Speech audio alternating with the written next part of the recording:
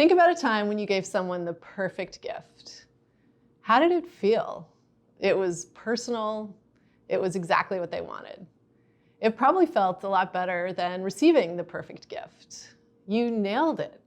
You connected with that person at a deeper level. Maybe you built a new tie, maybe you deepened an existing tie. Either way, you engaged in something that is fundamental to being human. It's kind of what makes the world go around. It's how we underscore what we value. It's how we build social bonds. It's fundamentally critical to being human and to being human in community. Now, let's talk about philanthropy, which is basically just a fancy word for giving. And let's imagine that the planet, our planet, is that special thing that we want to give the perfect gift to. For much of human history, unfortunately, we've been doing a lot more taking than giving when it comes to our planet. Only 3% of all philanthropy in the United States goes to environmental causes. And at a time when we're seeing the climate crisis accelerate and other urgent environmental issues also accelerate, that's simply not enough. It's not the perfect gift for the planet. In order to truly move the needle, we need to change our perception of what philanthropy is. Traditional philanthropy is defined as the desire to support the welfare of others by making often generous donations to good causes. That's a great thing to do. It's a way to support the things that we value. It feels good. Remember that awesome gift that you gave. It's a positive all around. And that's really important because giving to the planet, giving back to support the planet is absolutely an imperative. And what I'm going to talk about today is how we can engage businesses in giving back in ways that make a difference for the planet. Yvonne Chouinard and Craig Matthews founded 1% for the Planet as a way for businesses to give back to pay for the resources they're profiting from. Yvonne calls it the cost of doing business and equates the 1% commitment to paying rent for our use of our planet. The best part of my job is working with businesses to develop their nonprofit giving partnerships. What we focus on is moving giving into the center. So a lot of times giving can be seen as something that you do at the end of the year if you have a little extra money left over or as kind of a sidebar. What we do is we move it right into the center, right into a core part of the business strategy. And what happens when environmental philanthropy becomes part of the business plan is that you drive just powerful change beyond what you can imagine. So it changes the future. It's a critical investment for future generations, and it ensures the longevity of your business. So all of this happens through nonprofit giving.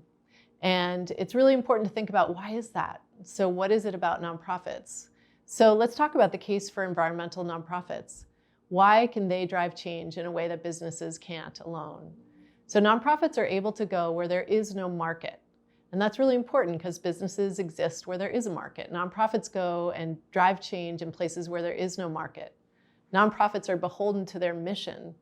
That's what fuels them. That's what they have to deliver on. So they drive change relative to their mission. Environmental nonprofits work where there is no market. They exist to deliver an impact mission that may not have a return in our current economy, but may well be the only path to a sustainable economy for the future.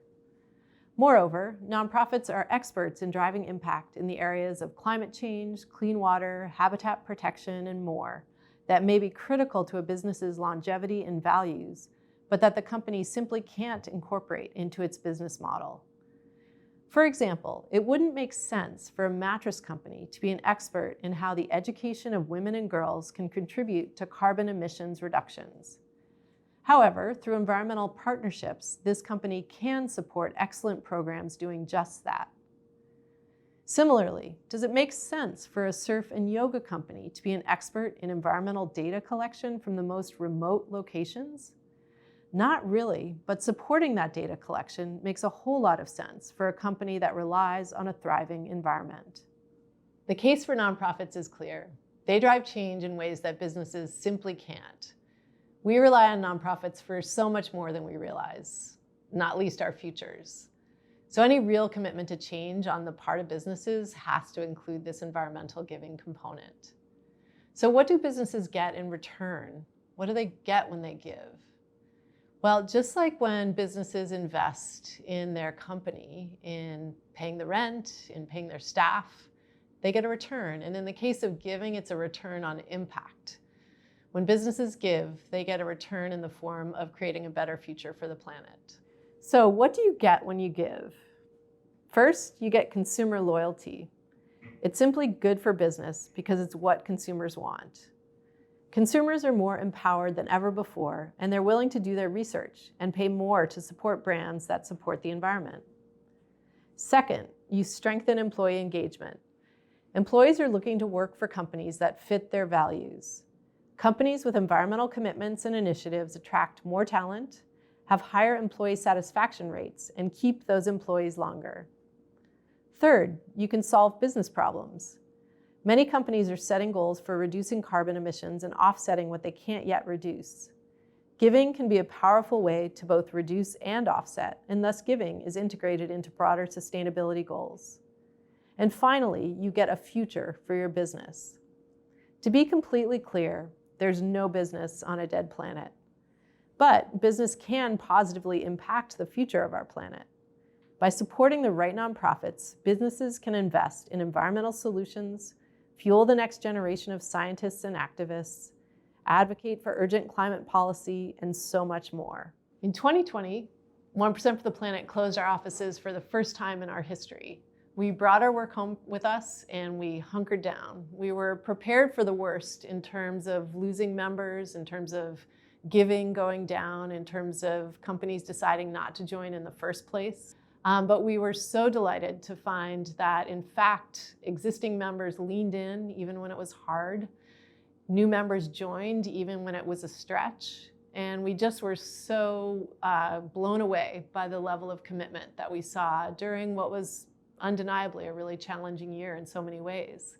And so for us, what that told us is that the power of giving is quite clear and only growing. So at a time when the world is facing a pandemic, when there were real economic challenges for many businesses, when the climate crisis is accelerating, what we saw was not companies tightening up and putting giving on the side, but instead we saw companies really moving giving right into the center, right into the ways where they can drive powerful change in the face of these challenges. So thinking back to that gift that you gave, that perfect gift that you gave, and how good that felt, that's really what's happening right now. And that's the opportunity to step into right now, is the fundamental act of giving that perfect gift to that most important recipient, the planet. And that's a really valuable way to drive change for the long term for planet and people.